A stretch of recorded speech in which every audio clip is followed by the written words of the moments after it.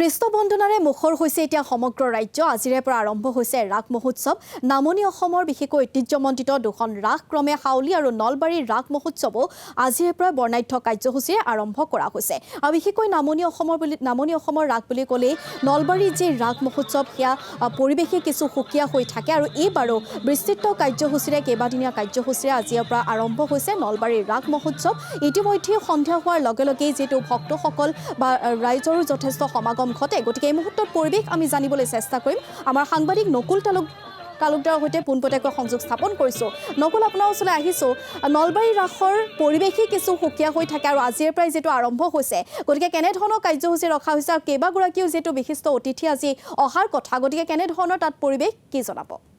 হয় আজি যেহেতু পবিত্ৰ ৰাস পূৰ্ণিমা আৰু ৰাস পূৰ্ণিমা উপলক্ষত সমগ্ৰ ৰাজ্যত দেখিবলৈ গৈছে ৰাস মহোৎসৱক লৈ উখল মাখল পৰিৱেশ আৰু বিশেষকৈ নলবাৰীৰ হৰি মন্দিৰৰ ঐতিহাসিক যি ৰাস মহোৎসৱ এই ৰাস মহোৎসৱৰ পৰিৱেশে সুকীয়া মৃন্ময় প্ৰধান এই ৰাস মহোৎসৱৰ আজি শুভ উদ্বোধন কৰিব ৰামায়ণৰ ৰাম সীতাই অৰ্থাৎ ৰামায়ণৰ ৰাম কৰিছিলে অৰুণ গোবিল আৰু সীতা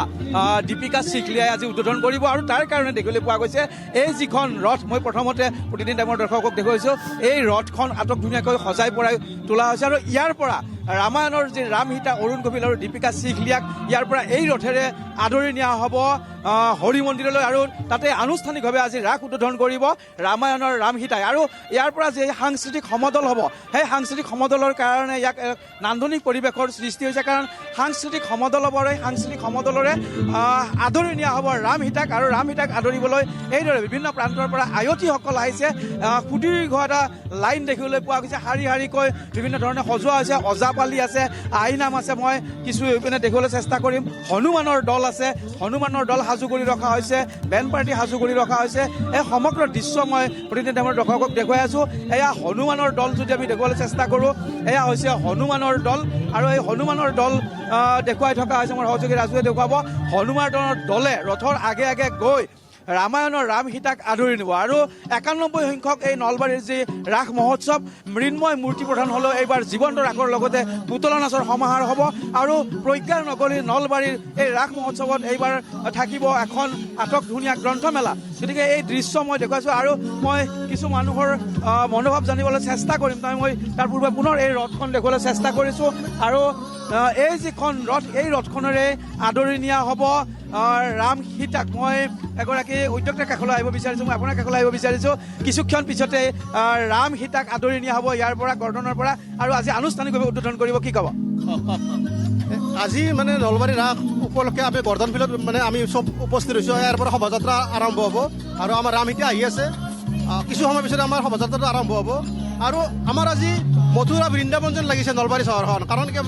মানুহ ৰাস্তাই ঘাটে হৰি মন্দিৰৰ পৰা আমাৰ গৰ্ডনলৈ ৪ কিলোমিটাৰ এই 4 কিলোমিটাৰ যথেষ্ট ৰাস্তা চাৰিওফালে মানুহ আছে আৰু এটা ভাল অনুষ্ঠান হ'ব গৈ আছে সকলোৱে আহক নলবাৰী ৰাস উপভোগ নিশ্চয় সকলোৱে আহক নলবাৰী ৰাস উপভোগ কৰক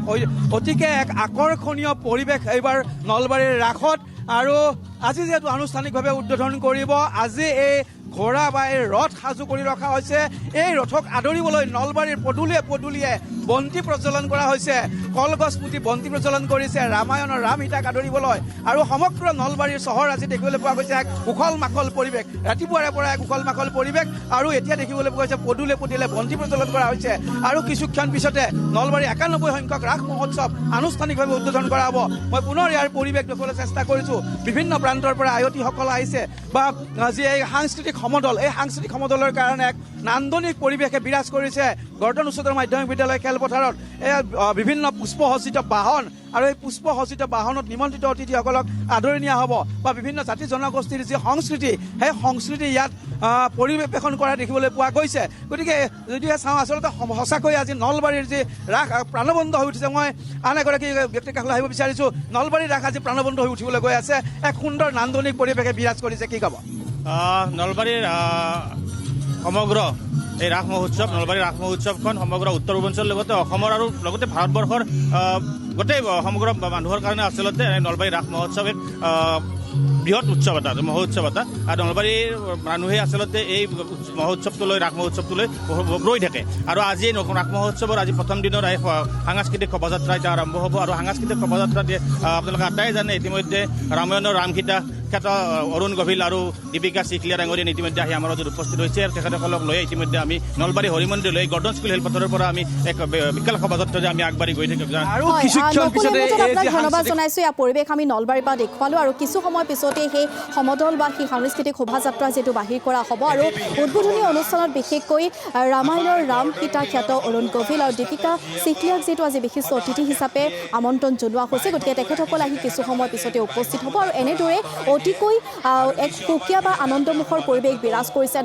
নলবাৰীৰ ৰাস মহোৎসৱ বুলি ক'লে এক সুদুলি মুদুলি পৰিৱেশে বিৰাজ কৰে বা পৰিৱেশ কিছু সুকীয়া হৈ থাকে আৰু এনেদৰে আজি প্ৰাণৱন্ত হৈ উঠিছে নলবাৰীৰ ৰাস মহোৎসৱ। আপোনালোকক বিনম্ৰ অনুৰোধ জনাইছোঁ। ধন্যবাদ।